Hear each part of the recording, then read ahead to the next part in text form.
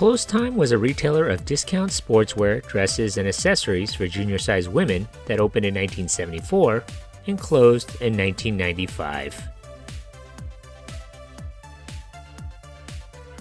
If you've clicked onto this video, then you know what today is.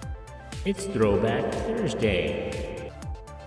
Every Thursday, I'll be releasing a new video of an old video that I did before. These new videos are longer and have more detail than the ones before. If you haven't already, please hit the subscribe button and smash that notification bell so you get notified of my latest video. Be sure to leave a comment or a suggestion for a future video. Thanks for watching. Clothestime presents Here's Looking at You.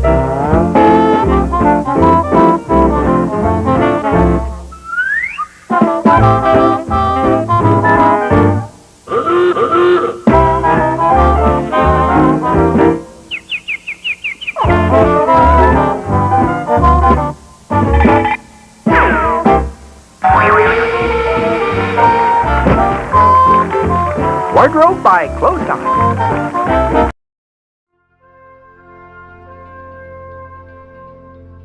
During the early 1970s, a group of business partners visited flea markets and bought interesting items to resell to retailers in Southern California. By 1974, the partnership, which included Ray D'Angelo and John Ortega II, settled into conventional retailing and opened their own store called Clothestime. Shortly after starting out, however, the partners changed the store's name to Clothestime when another retailer filed a lawsuit claiming ownership of the rights to the Clothesline name. Undeterred, D'Angelo and Ortega developed their retail concept into a chain of stores under a different name. With a motto of always in fashion, never full price, Clothestime attracted enough fashion-conscious but financially conservative women to establish stores throughout the West Coast, particularly in California.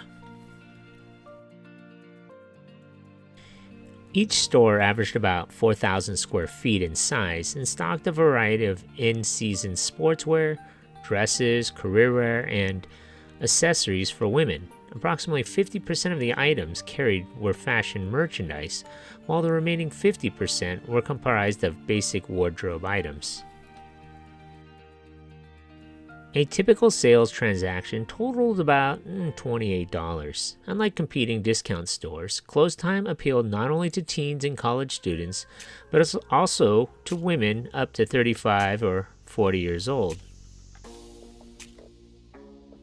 So the company strategically located its retail establishments in low-rent strip centers anchored by food stores or giant discounters for accessibility to women interested in fashionable, not trendy, merchandise at discount prices.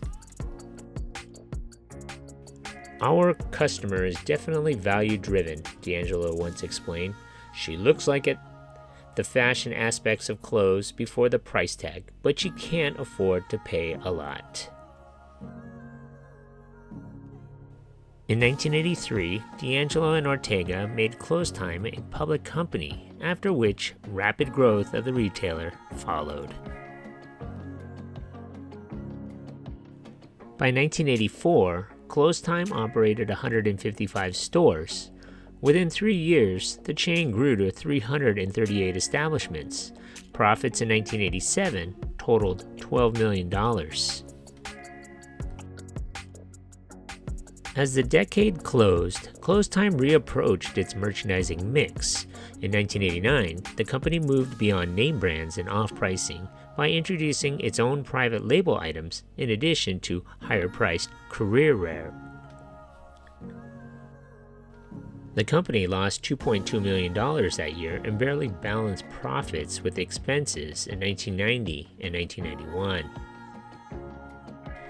Nevertheless, Clothestime reclaimed its customers by 1992 through a variety of strategies, including commercials on MTV. The chain's efforts resulted in $260 million in sales and $5.6 million in profits for that year. In January of '93, Clothestime reported a 55% increase in profits, about $8.7 million. The company's performance exceeded Wall Street's expectations, and analysts heralded the chain as an up-and-coming retailer for apparel. Bolstered by this success, Clothestime began improving and expanding its operations. In order to offer customers more quality merchandise at lower prices, the company enhanced its internal product development operations. The company brought in its private label program. In 1993, 30% of the chain's merchandise came from national junior brands. The remaining 70% originated from Clothestime's private label program. The company purchased about 2/3 of the items in a private label program for manufacturers, then attached a Clothestime label to the merchandise. For example, Simi, VMAX, Star Cody, Best World Brand, or Spoiled Girls. To ensure the success of the private label program, Clothestime purchased a state-of-the-art computer-aided design system to increase the amount of merchandise generated from its internal product development. With its advanced technology in place, Clothestime embarked upon a store expansion program. By 1993, there were 220 stores, and with $30 million in cash and no long-term debt, Clothestime decided to branch out, placing 83% of its new units outside of California. In April of 1993, the company launched the first of 6 stores in the metropolitan New York market. The next month, they opened another 6 in New Jersey. By 1994, Clothestime had 549 stores, but things began to take a turn for the worse. What happened? Clothestime reached its peak in 1994. Comparable store sales fell throughout the year, as did operating profits. Merchandise became too trendy and youthful, so the chain lost its 20 and 30-year-old customers.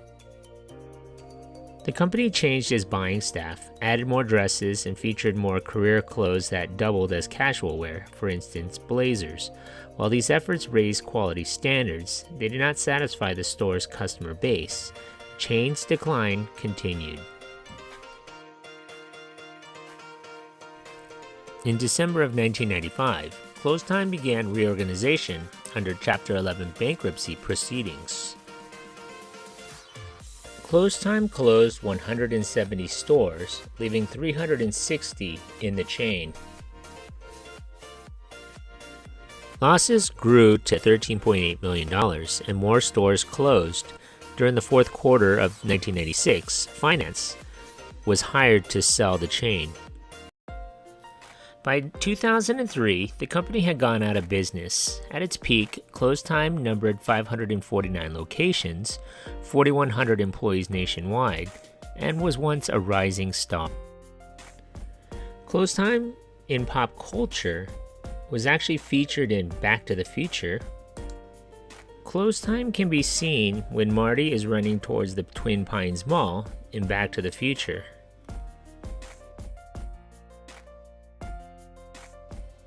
Ray D'Angelo's son, Michael's mansion in Orange County was featured on Lifestyles of the Rich and Famous. The mansion, located in Tustin Hills, was also where I had my prom. D'Angelo rented out the mansion to my high school. It was nice, and I remember the open courtyard in the center of the house.